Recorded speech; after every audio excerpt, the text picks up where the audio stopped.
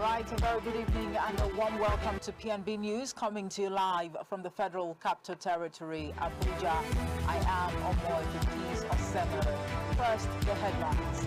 As Governor Abba Yusuf issues a reinstatement letter to Emir Muhammadu Sanusi II, the High Court in Kano orders return to status quo. In a reversal of roles, Minister of Women Affairs Uju Kennedy Ohaneye has switched support to the wedding of the 100 orphaned girls in Niger State with gifts and scholarship offers. On business news, the International Monetary Fund (IMF) ranks Nigeria as the second least indebted African nation. On foreign scene, the International Criminal Court (ICC) orders Israel to halt attacks on Gaza. In sport, Osimhen set to break the British transfer market record. Do join us again for details.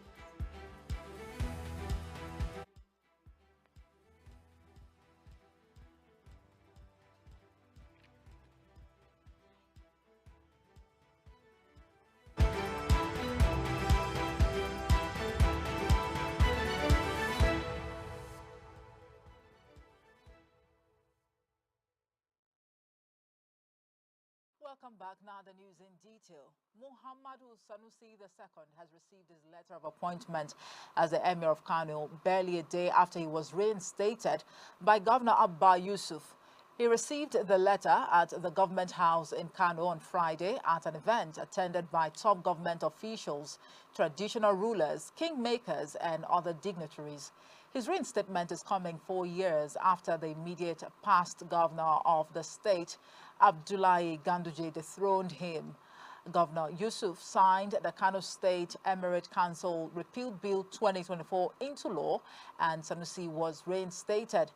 At the event, the governor re-echoed the emir's role and urged him to lead according to Islamic tenet. A federal high court presided by Justice Liman has granted an ex parte order restraining Kano State government from reinstating Emir Muhammadu Sanusi II.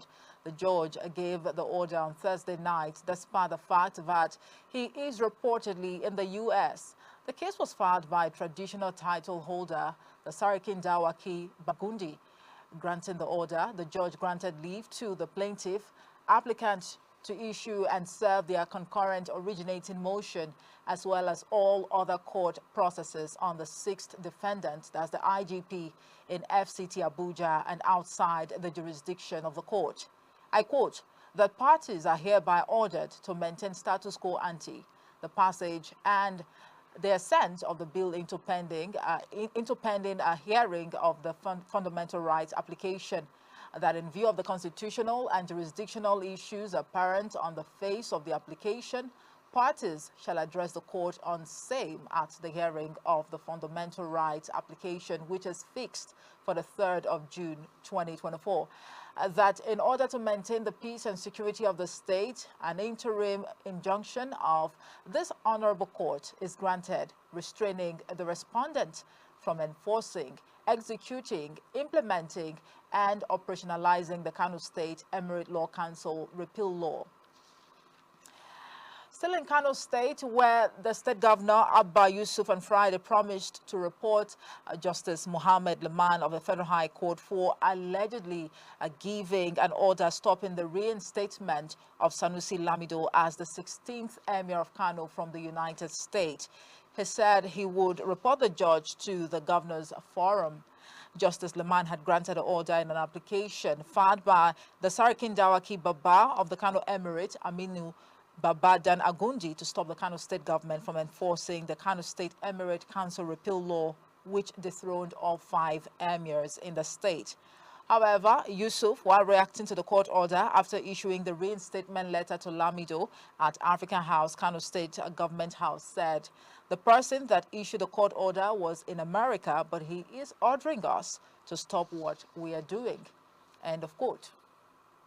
Now let's move away from Kano State now to other matters where the Code of Conduct Bureau (CCB) has embarked on a marathon investigation to unravel former government officials and appointees who failed to comply, of those who made false declarations intentionally to deceive the agency, and those who are yet to declare their assets, and other sundry matters are being targeted.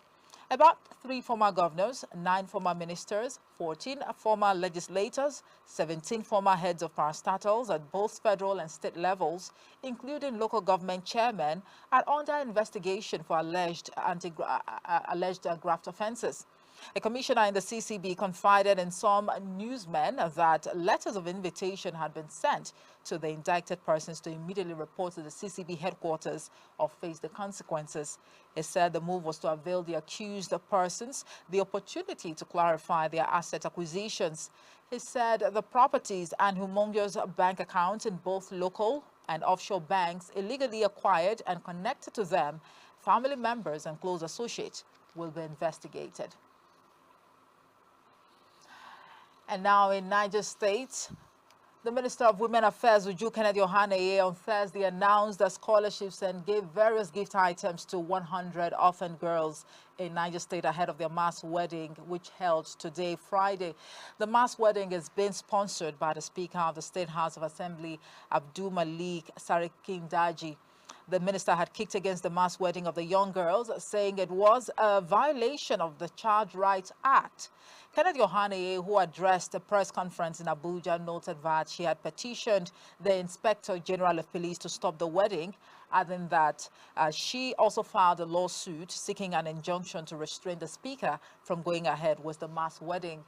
But in response, the speaker lambasted the minister for dabbling into a religious and cultural issue she did not understand. He said the minister acted without first making any effort to understand the circumstances that confronted the girls, which made it necessary for their weddings to be sponsored. The speaker also received the backing of the Niger State Council of Imams and the Muslim Rights Concern, Murik, which both warned the minister to steer clear of the mass wedding, which they insisted must go on as scheduled. Ahead of the mass wedding, the minister, represented by a special assistant on private sector, Adaji Usman, was in Niger to announce scholarship for the girls and so also give them other items such as wrappers and foodstuffs. The gift items given to the 100 young girls at the palace of the Emir of Kontagora, Mohammed Muazu, included 10 point-of-sale machines, 100 wrappers, and 350 bags of 10 kg 350 bags of 10 kg bags of rice. She announced the scholarship to university level for any of the girls who wish to go to school. Forfeiture of the sums of over $4 million, 8 million naira, and several properties linked to Godwin Emefiele, the suspended governor of the Central Bank of Nigeria, CBN. The presiding judge, Justice Yelimbo Goro, made the order on Thursday following an ex parte motion by the Economic and Financial Crimes Commission, EFCC counsel, Bilikisu Buhari and Sisi Chineye. The judge also ordered the applicant to publish the order in a daily newspaper, in any daily newspaper circulating all over the Federation for anybody who is interested to show cause why the final order of forfeiture should not be made. The monies forfeited to the federal government in the interim was said to be warehoused in some banks operated by Omoile Anita Joy, a Deep Blue Energy Service Limited, Exact Quote Bureau de Change Limited, Lipam Investment Services Limited, Tatla Services Limited, Rosajo Global Resources Limited, and TIL Communication Nigeria Limited. The EFCC had approached the court for an interim forfeiture of the monies and properties pursuant to Section 17 of the Advanced Fee Fraud and Other Fraud-Related Offence Act 14 2006, Section 44, subsection 2B of the Constitution, and under the inherent jurisdiction of the court. Now from legal matters, let's talk business news.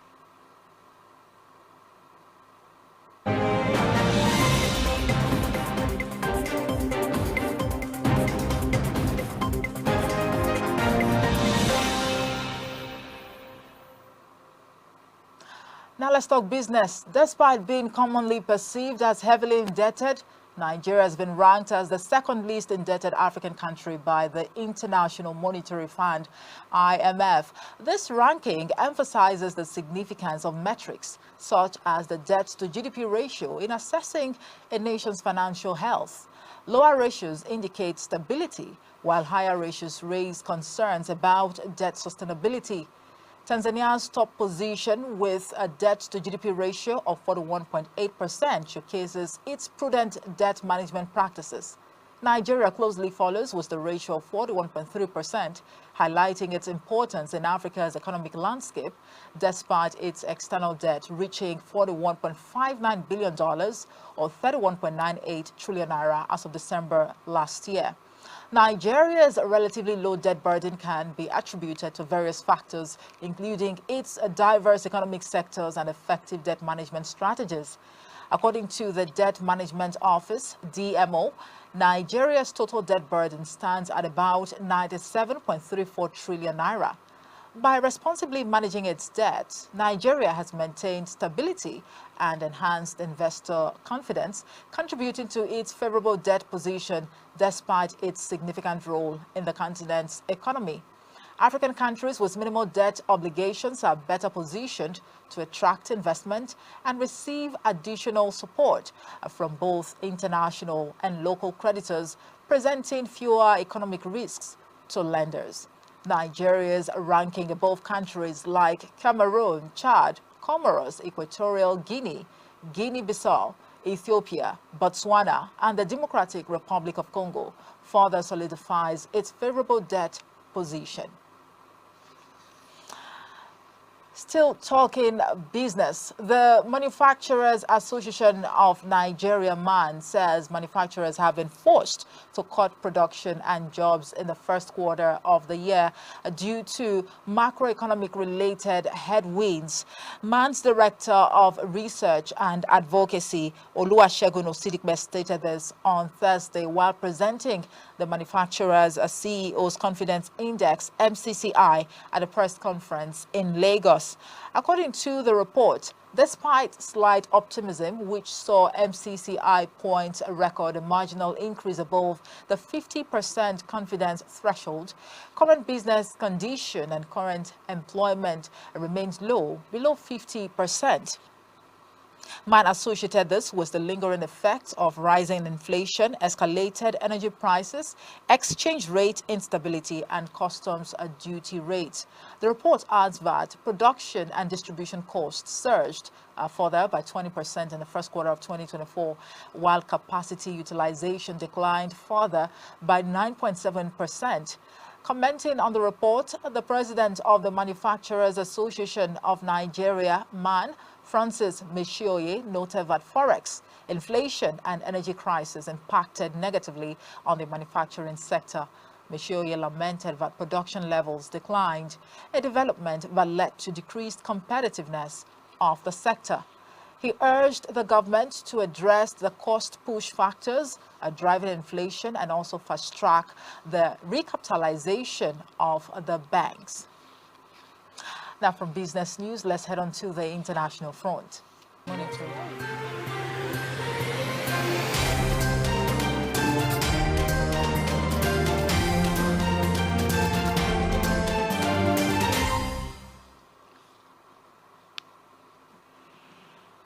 Right, on the foreign scene, news reaching us says the Republic of Benin has blocked border crossings to Niger Republic across the river between the neighbors. Sources told AFP on Thursday of an escalation of tensions since the military seized power in Niamey, July last year. Benin and Niger Republic have engaged in increasing tit-for-tat accusations in recent weeks over the movement of goods, despite West African bloc ECOWAS in February lifting sanctions imposed on Niger's military rulers. Relations over the border are also complicated by a spillover from expanding jihadist conflicts in Niger Republic and Burkina Faso that increasingly threaten Benin and its Gulf of Guinea neighbors, Ghana and Togo. Benin initially announced the opening of its border at the same time as the lifting of ECOWAS sanctions, but the border has remained closed on the Niger side, irritating Beninois President Patrice Talon, who said Niger was treating them like an enemy. Benin had until now turned a blind eye to the informal transit to Niger of foodstuffs, particularly cereals, by boat across the Niger River as a way to show solidarity with its neighbor. A source close to the Benin government confirmed the river crossing had now been closed. Still on the foreign scene, judges at the top United Nations Court have ordered Israel to halt its offensive in the southern Gaza city of Rafah and withdraw from the enclave in a case brought by South Africa accusing Israel of genocide, citing immense risk to the Palestinian population. The decision marked the third time this year that the 15-judge panel has issued preliminary orders seeking to rein in the death toll and alleviate humanitarian suffering in Gaza. While orders are legally binding, the court has no police to enforce them.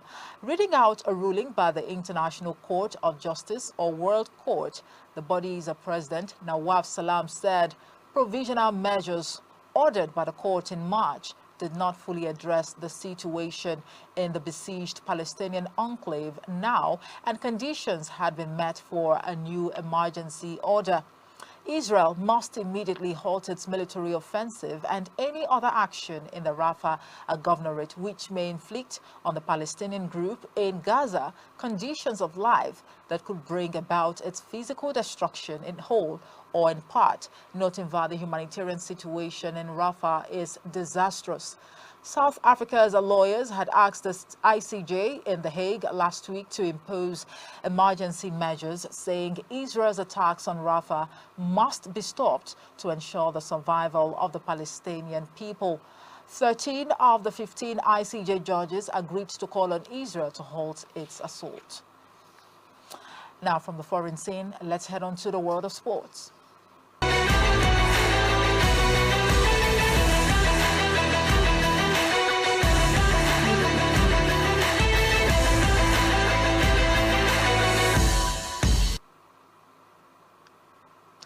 And now talking sports, Nigeria and Napoli striker Victor Osimhen is set to break a British transfer market record as he plans to pen down a 7-year contract with Chelsea Football Club.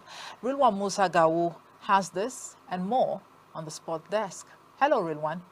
Golden Eaglet will face Cote d'Ivoire in the semi-finals of the WAFOB Championship in Ghana after defeating their Togolese opponents 3-0 in their final group game.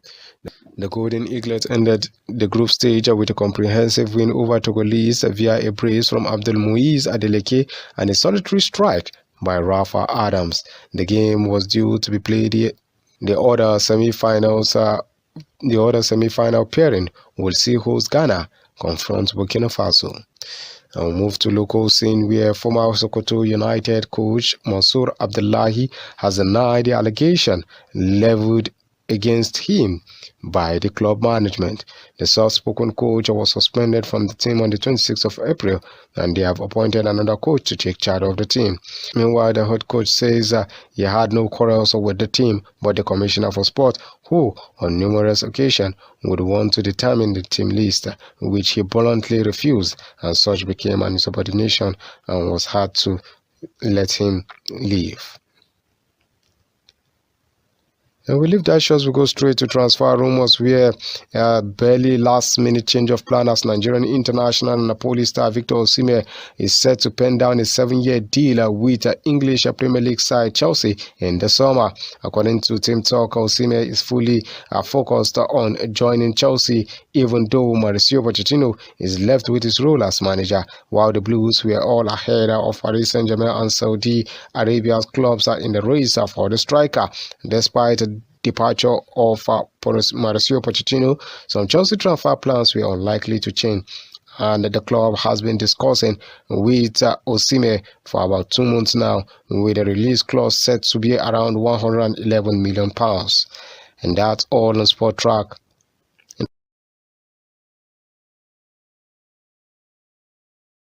Thank you. Coming up next is the weather report.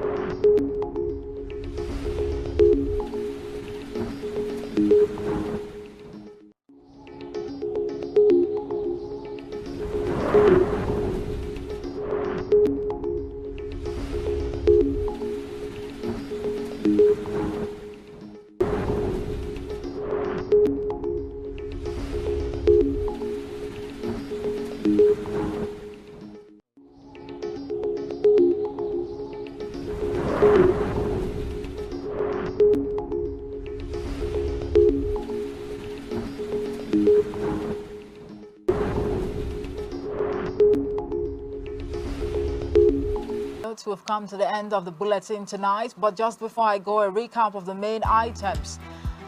You heard about Governor Abba Yusuf has issued a reinstatement letter to Emir Muhammadu Sanusi II. Minister of Women Affairs Uju Kennedy Ohaneye has switched support to the wedding of the 100 orphan girls in Niger State with gift and scholarship offers. On business news, the International Monetary Fund, IMF, has ranked Nigeria as second least indebted African nation. On the foreign scene, the International Criminal Court